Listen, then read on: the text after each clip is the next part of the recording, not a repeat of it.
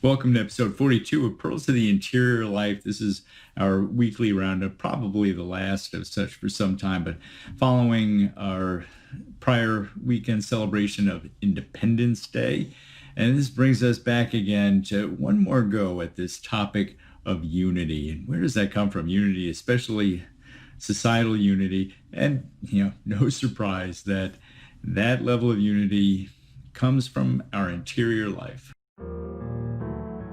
Our big goal is happiness in this life and heaven in the next.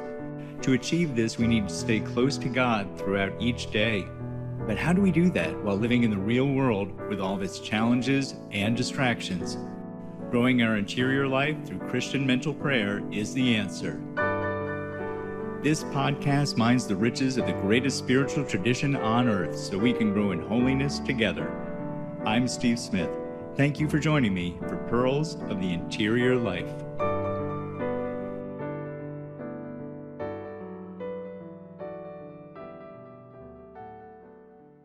Thank you for tuning into this episode. Thank you for making this time for the Lord. And last week when we celebrated Independence Day, and that seemed to serve to only stir up more sentiments of disunity, at least as the media would portray it. And so that's very much on our minds. So we'll look one more time at this topic of unity again and look at it at three levels. One, just going back to unity and Christ, where he fits in as the center of things. Then what does that mean for unity within society? And most importantly, what does this all have to do with our interior life? That's our focus today. So first, our analogy of the wagon wheel, we touched on this last week. And once again, that idea that if we think of a wagon wheel, Christ being at the hub, the center of the wheel, and if we're traveling along the spokes, the closer that we get to Christ, the closer we get to the hub, the closer we all grow to one another. One of the beautiful collateral benefits of drawing close to Christ. He is our unifying principle. It's in him, through him, with him, that we all come together. We're all familiar with that 6 degrees of Kevin Bacon. So this is the 1 degree of Jesus Christ, where we all come together through him. Okay, fine. So what does that have to do with our society, particularly here in the U.S.? And the main thing that we want to get to is that it gets to the heart of what made our nation great. We were founded as a Christian nation. I mean, yes, we were founded on a basis of tolerance and plurality of religions, absolutely, but 95% of the people that were doing the living and the giving and the voting and the working and all that in the country were Christian. So we had that as that unifying principle in a very natural and a very organic way. And so to the extent that the American experiment was successful, it's to the extent that we were a Christian nation. Now, we were never perfect Christians. I'm certainly not. And so we were never a perfect nation. But again, the two, they rise and fall together. And we can certainly see at this point in time, which way those trends are going. And it brings us back to that point. If Christ is not our unifying principle, things tend to fall apart. But there has to be something at the hub, right? So if Christ isn't there at the hub, then it has to be ultimately a totalitarian fist at the hub. Because there has to be a unifying principle. And if it's not Christ, it will be, again, that totalitarian principle in the extreme, in the ultimate. You can then look at communist Russia or China or the recent term events in Venezuela or North Korea.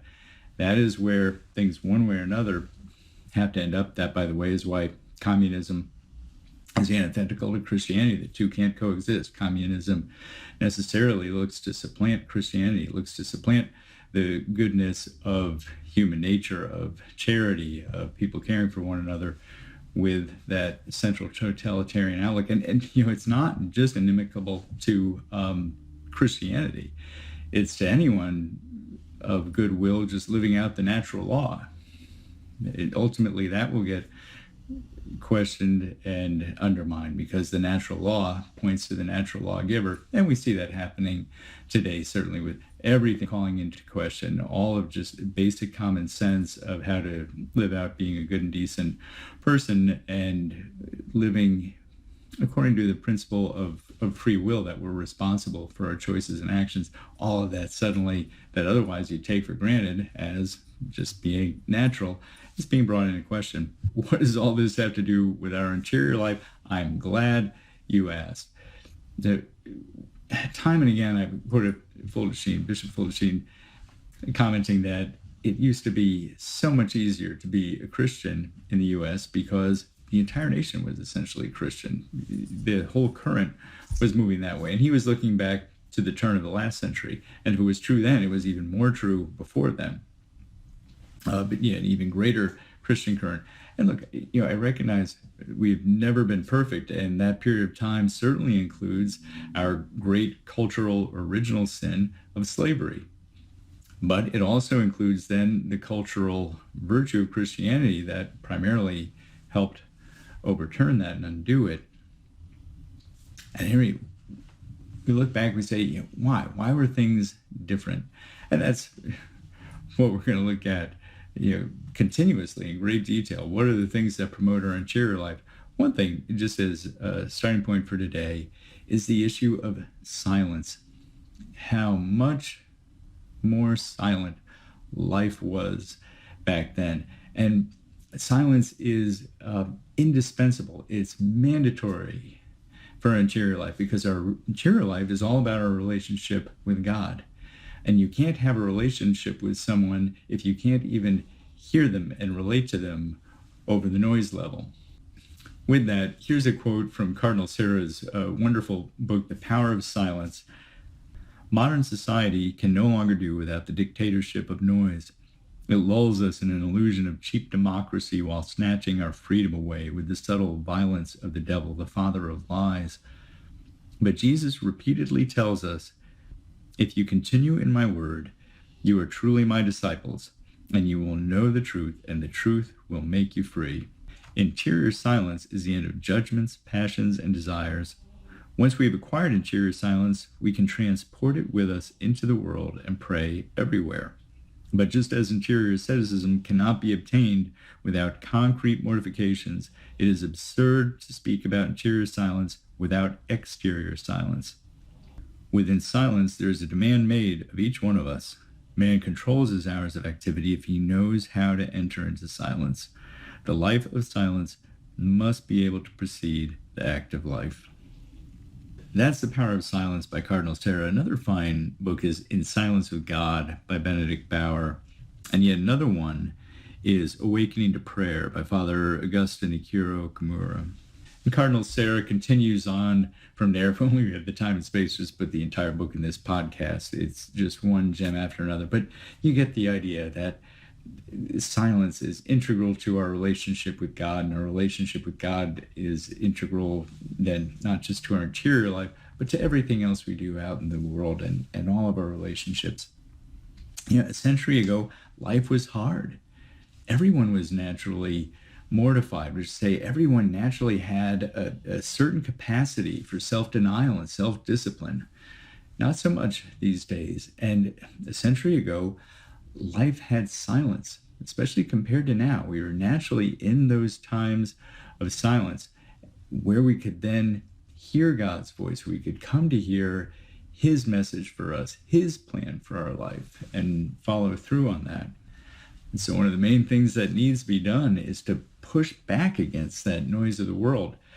Certainly part of that is then our practice of daily silent meditation. All right, that's where we increase our silence, but the other part has to be getting rid of the noise.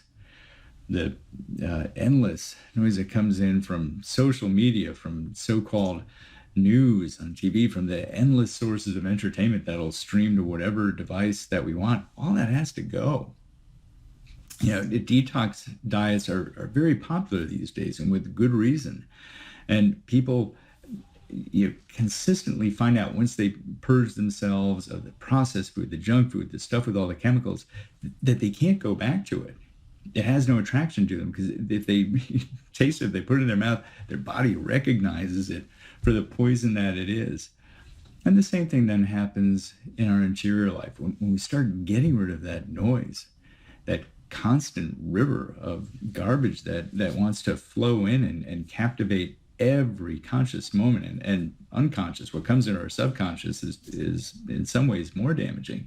But that constant flow, when we start to choke that off and cut it off, you recognize it for the poison that it is.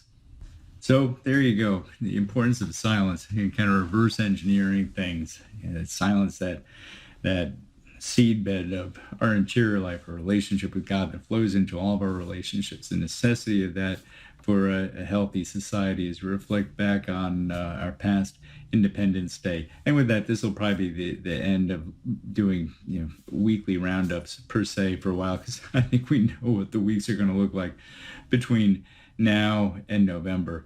But the other key thing here is that the challenges our nation faces is they're not economic challenges, they're not political challenges, they're not sociological challenges, at least not at their most basic level. At the most basic level, it is a spiritual challenge, because that's what made our country great in the first place. That's what makes life great and worth living in the first place. And that's very good news, because once again, that is the realm where we have a great deal of control, because so long as we're staying close to God, he gives us full dominion over our interior life, and there's no limit to how far we can go with him and in him and through him. So there we have it. Thank you again for tuning in. I wish you a wonderful weekend, and I look forward to being with you again.